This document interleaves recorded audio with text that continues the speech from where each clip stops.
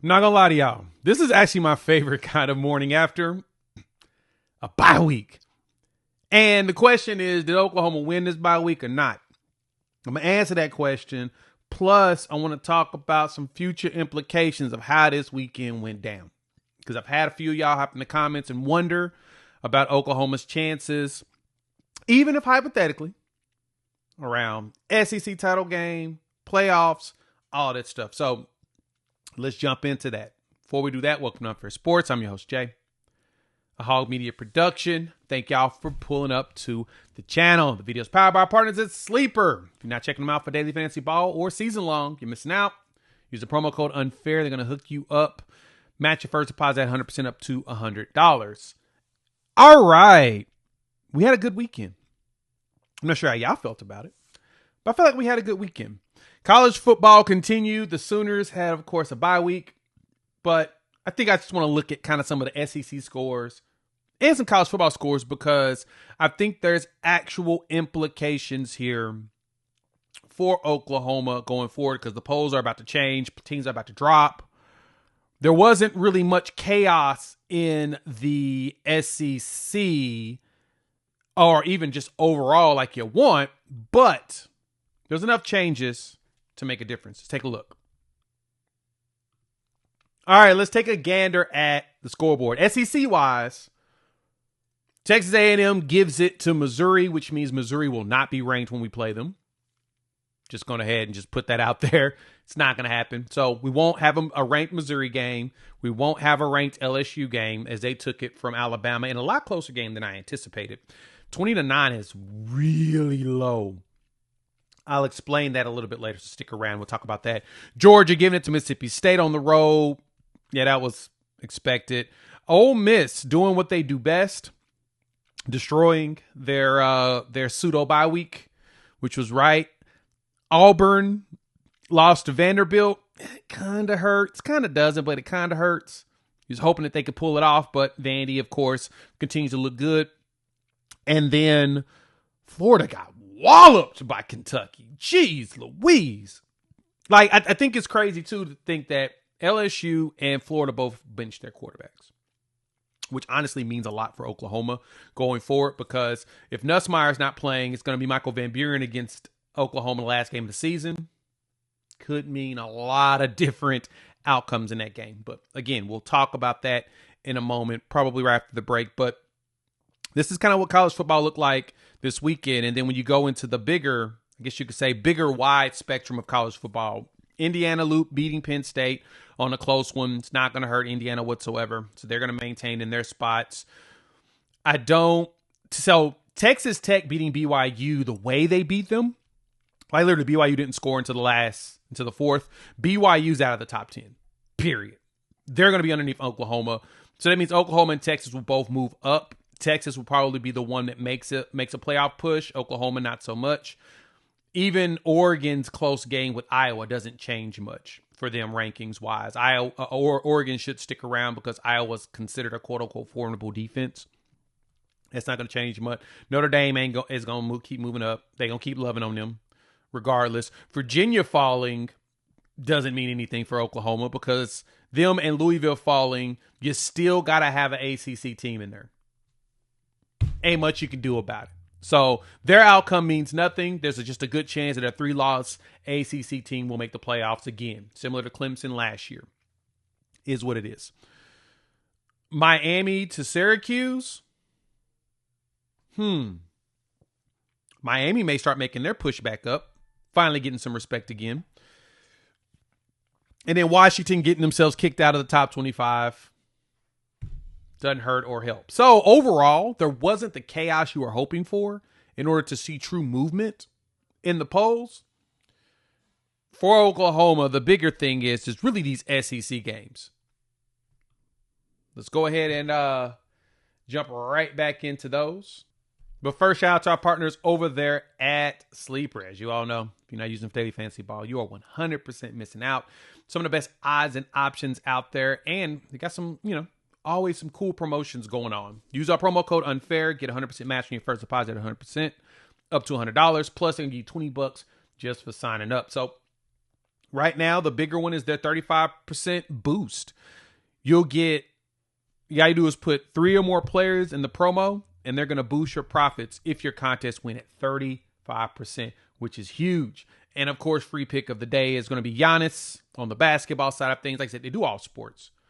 We can look at NBA, NFL as well. Like here, the NFL action, of course, you've got the day games going on, but you got kickoffs coming out very soon. So look at Tampa Bay versus the Patriots. I'm taking Emeka Ibuka, of course, just because, right? Baker Mayfield, I'm going to give him on that more action. They should be able to cook up that Patriots defense. And does Ted Johnson catch some passes? Why not? 3 or more players to get the promo, more or less on the stats, and make game dates into paydays. Use our promo code UNFAIR. Get a match at 100% up to $100. Terms and conditions apply. See Sleeper's terms of use for details. So when we look at what this means for Oklahoma when we go into the SEC side of things, as I said, we're gonna talk about this a lot. Because Missouri and LSU won't be ranked at the end of this, Oklahoma has to win the Alabama game. They have to. And the way things are lined up, I ran some of there's a program, bball.notnothing.net guy that makes it to where you can get an idea of where your team sits, if there's a chance for like playing in the conference championship and all of that. And it's all based upon the actual